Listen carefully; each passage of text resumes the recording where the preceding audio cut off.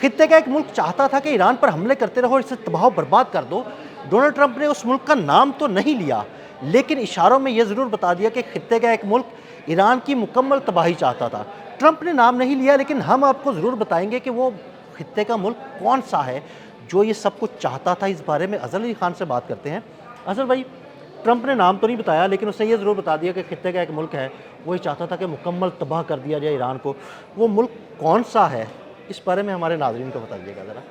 عادل بھائی، Donald Trump نا بہت چالاک ہیں، وہ بات ادھوری کر کے آگے سے بتاتے ہیں کہ کیا چیز ہے۔ انہوں نے کہا کہ میں ابھی نہیں کہہ سکتا کہ ایک ملک ہے، وہ بہت بیوقوف قوم ہے۔ وہ بیوقوف قوم چاہتی تھی کہ ہم ایران کو مکمل تباہ کر دیں، اور وہ کہتے رہے کہ بم برساتے رہو اور ایران کو مکمل تباہ کر دو۔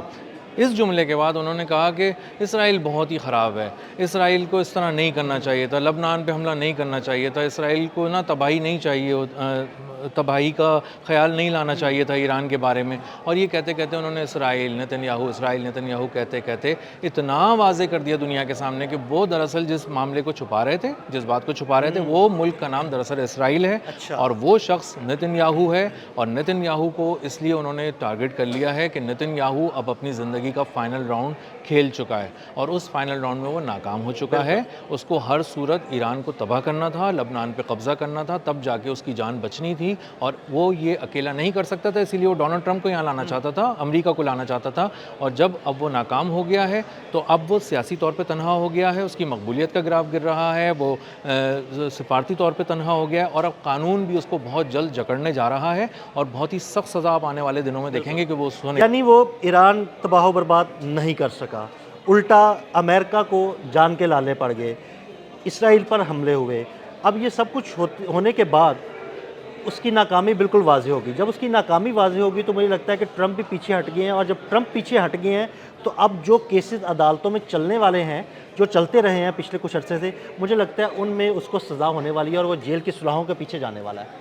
بہت سخت سزا ہونے والی ہے، بہت سیدھے کیسز ہیں، اوپن اینڈ شٹ کیسز ہیں، جان بوجھ کے روکے گئے، اور یہ معاملہ یہ کہ جج تک اس کے مارے گئے، اور اس دوران عدالتی پروسیڈنگز جان بوجھ کے ڈیلے کی گئیں، اور اس میں بار بار یہ بتاتے رہے کہ ڈونلڈ ٹرمپ دیگر الفاظ میں کہ اگر میں نہ ہوتا تو تم تباہ ہو چکے ہوتے، اسرائیل تباہ ہو چکا ہوتا، اسرائیل کا نام و نشان مٹ چکا ہوتا۔ تو اس کا مطلب یہ ہے کہ ڈونلڈ ٹرمپ یہ واضح طور پہ بتا رہے ہیں کہ اگر تم ابھی تک بچے ہوئے تھے نا نتنیاہو، تو تم میری وجہ سے بچے ہوئے تھے، امریکہ کی وجہ سے بچے ہوئے تھے۔ اس کا اظہار بھی وہ کر چکے ہیں کہ تم میری وجہ سے بچے ہوئے تھے، اسی لیے وہ کھل کے گالیاں بھی دیتے ہیں۔ گالیاں کون سنتا ہے؟ گالیاں وہی سنتا ہے عادل بھائی جو کمزور ہوتا ہے، جو کہیں سے کنی کترا کے نکلنا چاہ رہا ہوتا ہے، جو کانا ہوتا ہے کسی معاملے میں۔ اور نتنیاہو کو یہ بات پتہ تھی کہ اس نے خوف بیچا، اور خوف بیچ کے امریکہ کو یہاں لے کر آیا، ڈونلڈ ٹرمپ کو پھنسا دیا۔ ڈونلڈ ٹرمپ بڑی مشکل سے اپنی کرسی بچا کے نکلے، اور اصل میں کسی اینالسٹ نے بالکل ٹھیک بات کی تھی کہ ڈونلڈ ٹرمپ کو پورا ایران تباہ کرنا ہے، لیکن ایران کو پورا امریکہ نہیں تباہ کرنا، اس کو ڈونلڈ ٹرمپ کی کرسی کے نیچے بم پھاڑنا ہے بس۔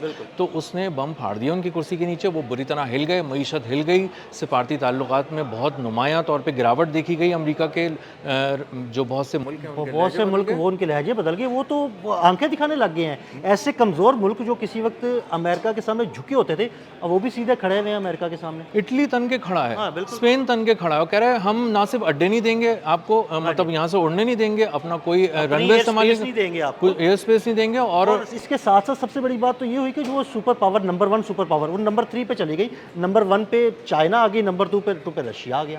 اور جو آپ میزائل کے سٹاکس دیکھیں گے نا ان کے، جو انہوں نے چلا دیے ہیں اور جو ان کے طیارے تباہ ہو چکے ہیں، جو ان کی عسکری طاقت کو جھٹکا لگا ہے، سچ یہ ہے کہ وہ کئی اور ممالک جو چائنا اور رشیا سے بہت نیچے کے ہیں، پاکستان سے بھی بہت نیچے کے ہیں، ان سے بھی نہیں لڑ سکتا اب امریکہ، اور جا کے ایکٹیو وار کے اندر، ایکٹیو کمبیٹ سچویشن، ختم ہو چکا ہے نا، ذخیرہ ختم ہو گیا، فوج کا مورال گر گیا، لوگ وہاں سے ریزائن کر رہے ہیں امریکی آرمی سے، وہاں پہ سائیکولوجیکل مسائل بڑھ گئے ہیں ان کے فوجیوں کے، نفسیاتی مسائل، اور وہ ہاٹ لائنز پہ رابطہ کر کر کے بتا رہے ہیں کہ ہمیں ارلی ریٹائرمنٹ کا کوئی راستہ بتاؤ جس میں زیادہ پیسے مل سکیں۔ تو لوگ جان چھڑا رہے ہیں، خود امریکہ سے جان چھڑا رہے ہیں۔ اور یہاں پہ اسرائیل میں بھی یہی معاملہ ہے کہ انہیں اب ٹک ٹاکر لڑکیوں کو بھیجنا پڑ رہا تھا محاذ جنگ کے لیے، کیونکہ لوگ دستیاب ہی نہیں، نوجوان آ ہی نہیں رہے۔ وہاں پہ جا کے محاذ جنگ میں جا کے بلکہ میدان میں کہاں جانا ہے انہوں نے وہ ٹک ٹاک بنا رہی ہوتی ہیں. ٹک ٹاک بنا رہی تھی ایک جو ان کی اسرائیلی اہلکار ہے اور اس کی فزیکل فٹنس بھی بہت ہی بری تھی, یعنی اس کو کہیں سے بھی فوج میں بھرتی کیا ہی نہیں جا سکتا تھا.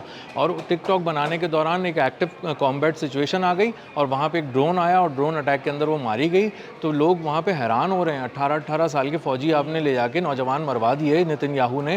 تو ان کی یہودی قوم اسی سے سوال پوچھ رہی ہے کہ تم تو چلے تھے مسلمانوں کو, ایران کو, فلاں فلاں کو تباہ کرنے اور گریٹر اسرائیل بنانے, تم تو ہمارا جو بچا کچا اسرائیل کے نام پہ قبضے والی ریاست ہم نے حاصل کی ہے, تم تو وہ بھی ہمارے ہاتھ سے نکالنا چاہ رہے ہو. تو برباد ہو چکا ہے نتن یاہو, اور اس نے جو ان کی مجموعی طور پہ ایک چھوٹی موٹی سی ساکھ وہ مظلوم بن کے بناتے تھے نا یہودی, اس کو بھی سب سے بڑا جھٹکا پہنچایا ہے. اور تاریخ میں یہ یاد رکھا جائے گا نتن یاہو, یہودیوں کی تاریخ میں, کہ یہ وہ آدمی تھا جس نے اتنی محنت سے ہمارے تیار کیے ہوئے پورے قلعے کو, جو ہم نے مظلومیت کی آڑ میں بنایا تھا پیسوں میں, وہ برباد کر دیا, اس کے پرخ چوڑا دیا. اچھا اظہر بھائی, جب گزشتہ رات میں یہ سن رہا تھا اور ٹرمپ کہہ رہے تھے کہ خطے کا ایک ملک جو ہے وہ بڑا بے وقوف ہے اور وہ چاہتا تھا کہ ایران پر حملہ کرتے رہیں, اسے تباہ و برباد کرتے رہیں, تو میرا فوراً خیال اس وقت گیا کہ شاید کہیں کوئی مسلم ملک تو نہیں جو یہ غداری کر رہا ہو.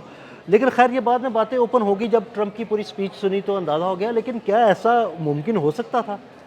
بات یہ ہے کہ بہت سارے جو مسلم ممالک ہیں, عرب ممالک ہیں, انہوں نے اپنی اسپیس دی لڑنے کے لیے, اور یہی بہت کافی تھا ایران کے خلاف کہ آپ زمین دے دیں, آپ فوجی اڈے دے دیں, آپ وہاں سے اڑنے کی اجازت دے دیں, ان کو اترنے کی واپس اجازت دے دیں, اگر وہ ہوا میں کسی مشکل میں ہیں فضاؤں میں تو وہ آپ کی زمین پر اتر جائیں.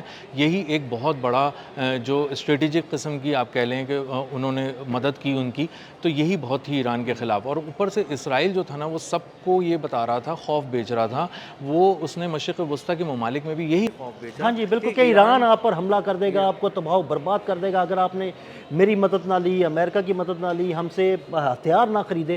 تو پورا خوف کا ایک پورا اس نے پلان بنایا, اور پلان بنانے کے بعد اب کبھی امریکہ کے ہتھیار بک رہے ہیں, کبھی اسرائیل کی فوجی بیسز بن رہی ہیں مشرق وسطیٰ کے ممالک میں. اس نے تو یہی کچھ ہی کیا. جی, اب وہ ان کے خرچے میں آ کے اب وہاں پر آ کے بیٹھ گیا ہے یو اے ای کے اندر, اور یو اے ای کے اندر وہ اپنی بیسز بھی بنا چکا, اپنے فوجی بھی اتار چکا, اس نے لیزر ڈوم بھی وہاں لگا دیا, آئرن ڈوم بھی وہاں لگا دیا. تو وہ یقین دہانی یہ کرا رہا ہے کہ میں آپ کا تحفظ کر لوں گا.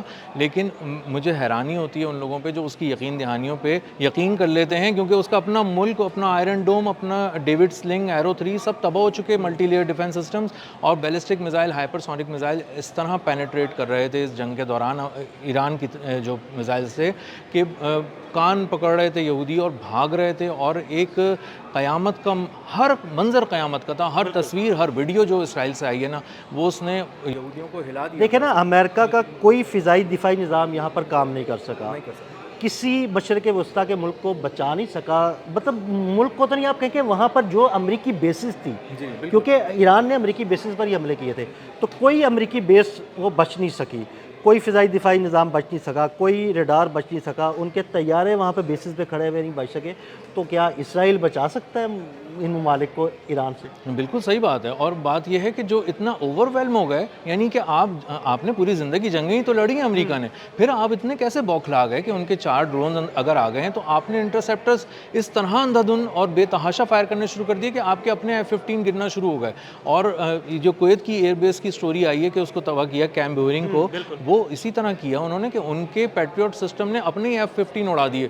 جدید سسٹم ہی جدید طیاروں کو اڑا سکتا تھا, انہوں نے اپنے ہی طیارے اڑا دیے, 3 F-15 انہوں نے اپنے گرا دیے وہاں پہ. تو امریکہ بہت بری طرح ناکام ہوا.